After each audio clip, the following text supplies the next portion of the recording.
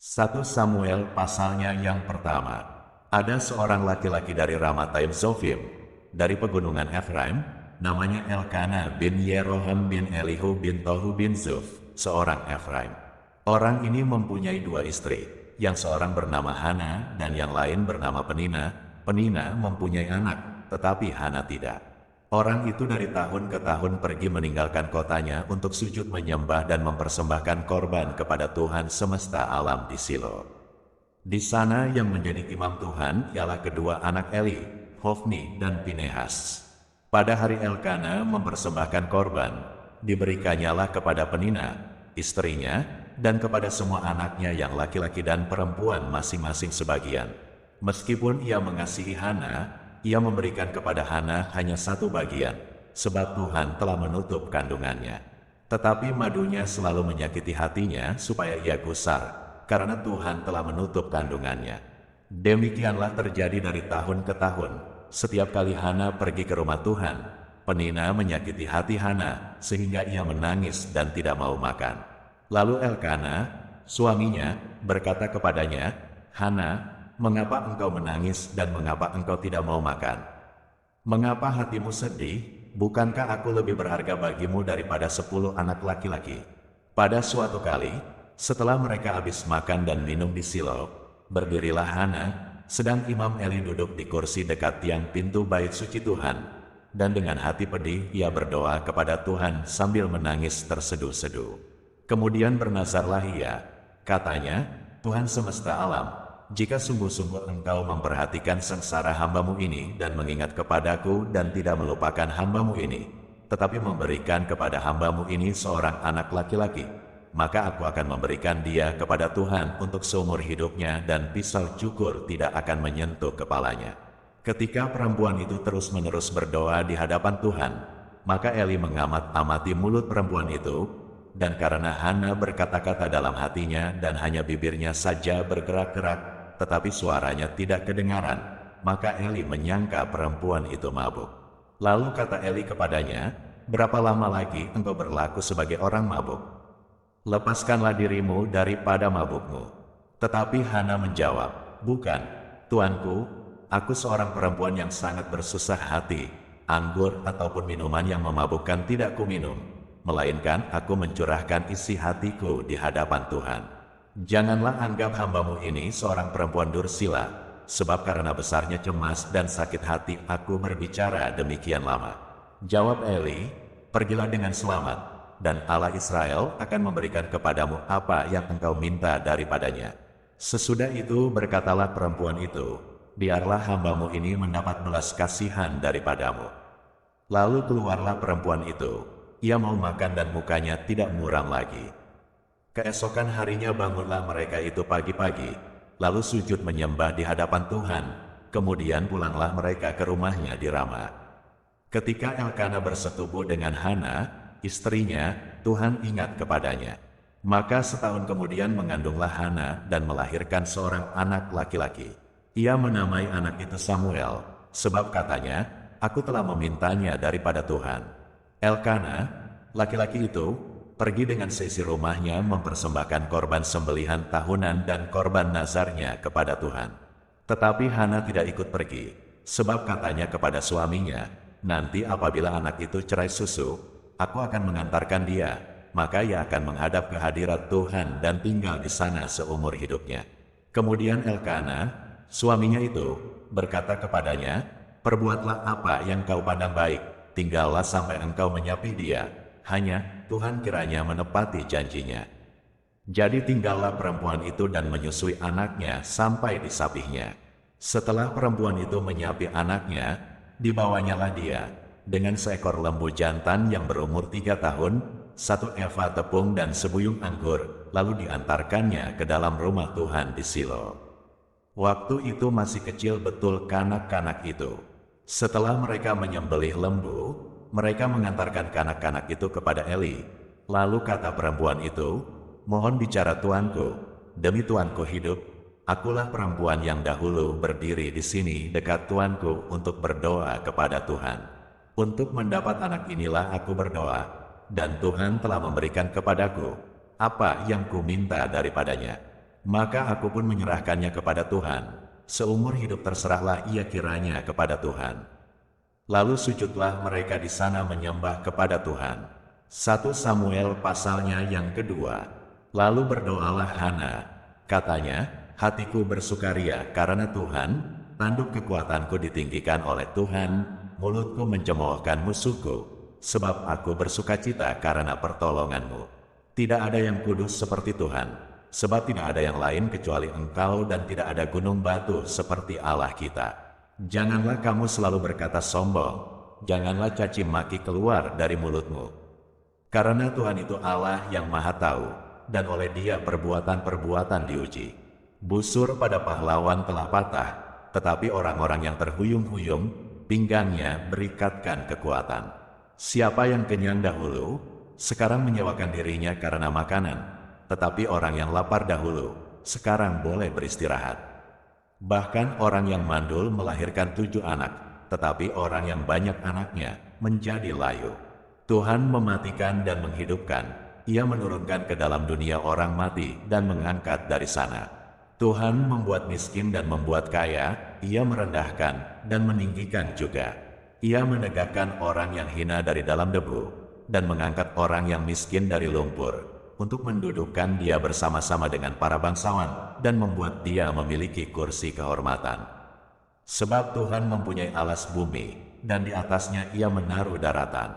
Langkah kaki orang-orang yang dikasihinya dilindunginya, tetapi orang-orang fasik akan mati binasa dalam kegelapan, sebab bukan oleh karena kekuatannya sendiri seseorang berkuasa. Orang yang berbantah dengan Tuhan akan dihancurkan, atas mereka Ia mengguntur di langit. Tuhan mengadili bumi sampai ke ujung-ujungnya. Ia memberi kekuatan kepada raja yang diangkatnya dan meninggikan tanduk kekuatan orang yang diurapinya. Lalu pulanglah Elkana ke Rama, tetapi anak itu menjadi pelayan Tuhan di bawah pengawasan Imam Eli. Adapun anak-anak lelaki Eli adalah orang-orang dursila, mereka tidak mengindahkan Tuhan, ataupun batas hak para imam terhadap bangsa itu.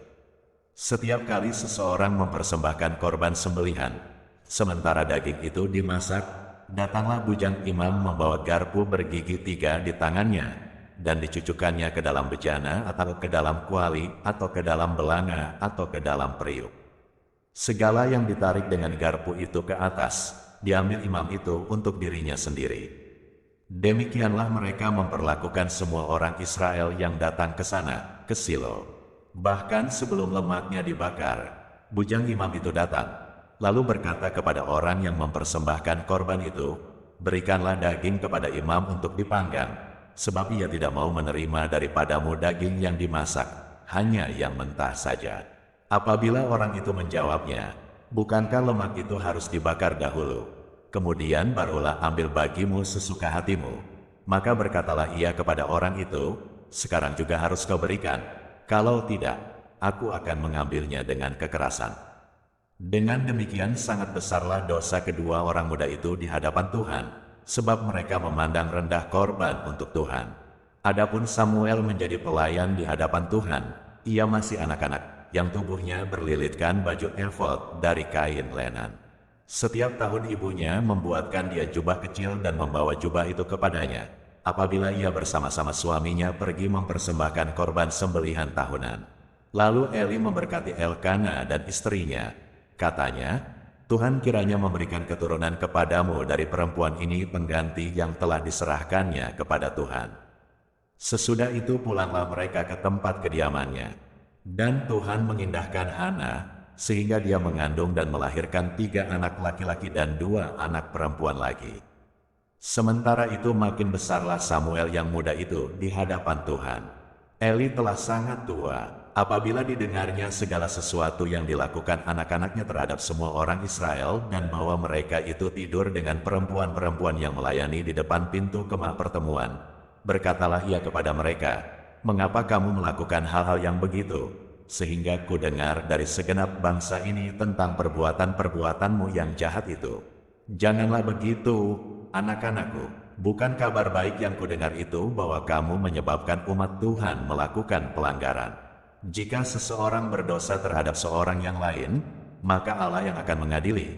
Tetapi jika seseorang berdosa terhadap Tuhan, siapakah yang menjadi perantara baginya? Tetapi tidaklah didengarkan mereka perkataan ayahnya itu, sebab Tuhan hendak mematikan mereka. Tetapi Samuel yang muda itu, semakin besar dan semakin disukai, baik di hadapan Tuhan maupun di hadapan manusia. Seorang abdi Allah datang kepada Eli dan berkata kepadanya, "Beginilah firman Tuhan, bukankah dengan nyata aku menyatakan diriku kepada nenek moyangmu, ketika mereka masih di Mesir dan takluk kepada keturunan Fir'aun?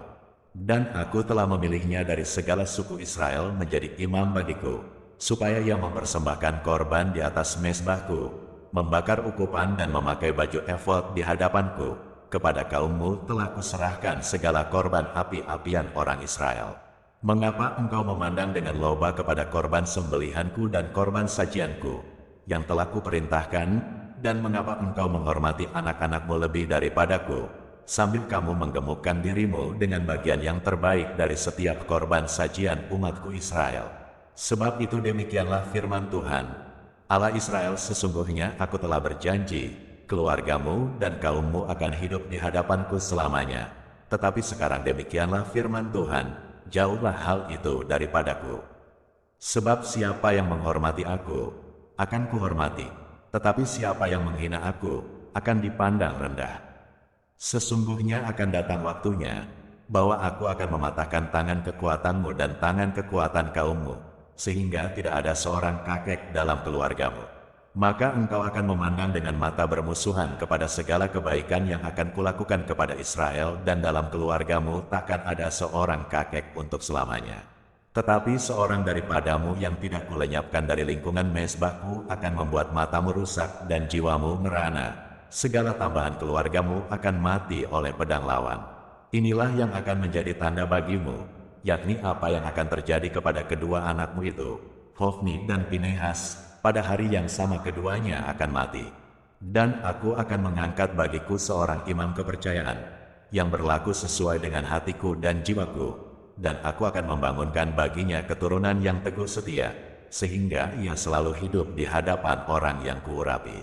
Kemudian siapa yang masih tinggal hidup dari keturunanmu akan datang sujud menyembah kepadanya, meminta sekeping uang perak atau sepotong roti, dan akan berkata, tempatkanlah kiranya aku dalam salah satu golongan imam itu, supaya aku dapat makan sekerat roti.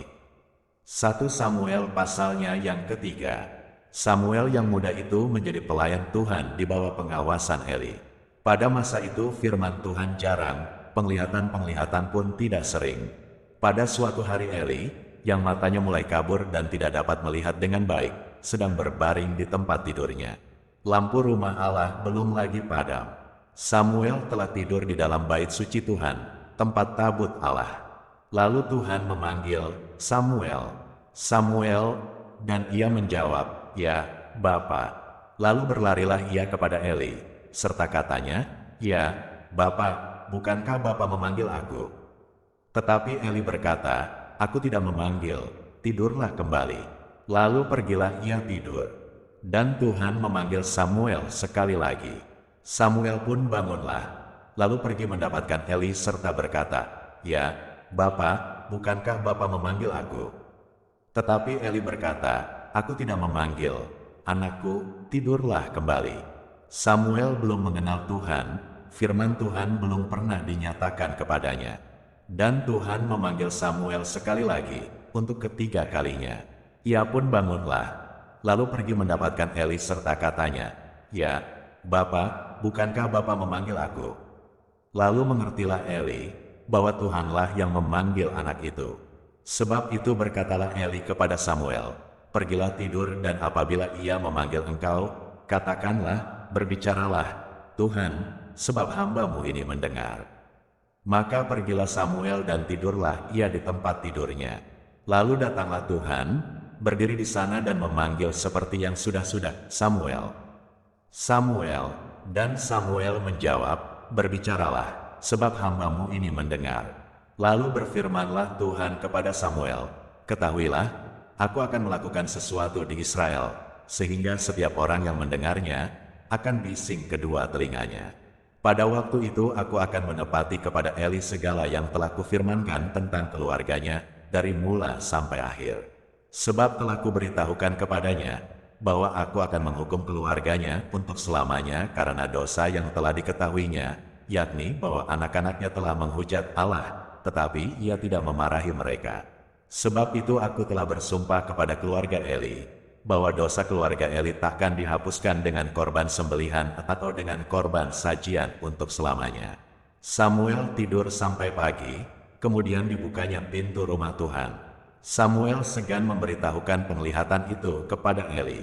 Tetapi Eli memanggil Samuel, katanya, "Samuel, anakku."